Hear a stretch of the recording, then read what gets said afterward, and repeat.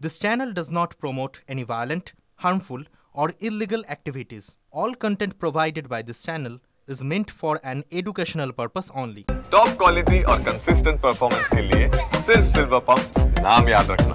রাজ্যের সব পুরসভায় বাম আমলে নিযুক্ত চুক্তিভিত্তিক কর্মীদের পেনশন সহ বাকি সুবিধায় না হাইকোর্টের। বাম আমলে রাজ্যের পুরসভাগুলিতে রাজ্যের অনুমোদন ছাড়া চুক্তির ভিত্তিতে চাকরি পাওয়া কর্মীরা পেনশন এবং অবসরকালীন ও অন্যান্য আর্থিক সুবিধা পাবেন না। শুধু চুক্তিভিত্তিক কর্মীদের পেনশন নিয়ে কলকাতা হাইকোর্টের বিচারপতি কৌশিক চন্দ্র সিঙ্গেল বেঞ্চের নির্দেশ। বিচারপতির পর্যবেক্ষণ, রাজ্যের অনুমোদন ছাড়া শুধুমাত্র পুরো বোর্ডের অনুমতি নিয়ে যাদের নিয়োগ করা হয়েছে এমন ক্ষেত্রে কর্মীরা এমন সুযোগ সুবিধা পাওয়ার যোগ্য নন। বাম আমলে রাজ্যের বিভিন্ন পুরসভায় কয়েক লক্ষ চুক্তিভিত্তিক কর্মী নিয়োগ হয়েছিল।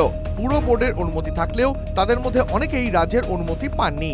এতদিন পুরসভার ফান্ড থেকে বেতন দেওয়া হতো, কিন্তু পুরো আইন অনুযায়ী চুক্তিভিত্তিক কর্মীদের ক্ষেত্রে রাজ্যের অনুমোদন বাধ্যতামূলক। মামলাকারী রায়গঞ্জ পুরসভার একটি প্রাথমিক স্কুলে চুক্তিভিত্তিক কর্মী ছিলেন। তার মৃত্যুর পর অবসরকালীন ভাতা, পেনশন ও অন্যান্য আর্থিক সুবিধার দাবিতে তাঁর স্ত্রী আদালতে আর্জি জানান। সেই মামলা আদালত খারিজ করে দিয়েছে। আদালতের বক্তব্য, পুরসভার চুক্তিতে নিয়োগের পর রাজ্যের অনুমোদন নিয়ে ওই পদ রেগুলারাইজ করেনি, তাই পুরো আইন মোতাবেক তিনি অন্যান্য সুবিধা পাবেন না। তবে মামলায় পুরসভার আইনজীবী শীর্ষণ্য বন্দ্যোপাধ্যায় ও অর্ক নাগ স্পষ্ট করেছেন, 2011 সালের পর যারা চুক্তিভিত্তিক নিযুক্ত হয়েছেন তাদের বিভিন্ন রক্ষা কবচ দেওয়া হয়েছে।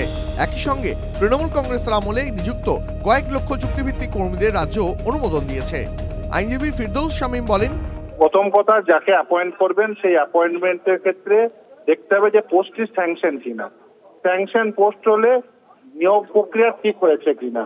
সেই নিয়োগ প্রক্রিয়ার নিয়ম মোতাবেক যদি হয় তবেই তার সমস্ত বেনিফিট পাওয়ার গল্প। এখন দেখতে হবে যে এই মামলার ক্ষেত্রে সেইগুলো ছিল কিনা এবং সেই ক্ষেত্রে সঠিক নিয়ম মানা হয়েছে কিনা সেসব দেখতে হবে। এবং তারা যদি মনে করেন যে তারা এগ্রি, তারা নিশ্চিতভাবে ডিভিশন বেঞ্চে যেতে পারেন বা পরবর্তীতে সুপ্রিম কোর্টেও যেতে পারেন। তাহলে প্রশ্ন, বাম আমলেও কি অবৈধ নিয়োগ হয়েছে? সেক্ষেত্রে আইনজীবীর বক্তব্য, এটাও দেখা যেতে পারে হয়তো সেই পোস্টটি অনুমোদিত ছিল কিনা, হয়তো স্থানীয়ভাবে নিয়োগ হয়েছে। টিভি9 বাংলা ডিজিটাল।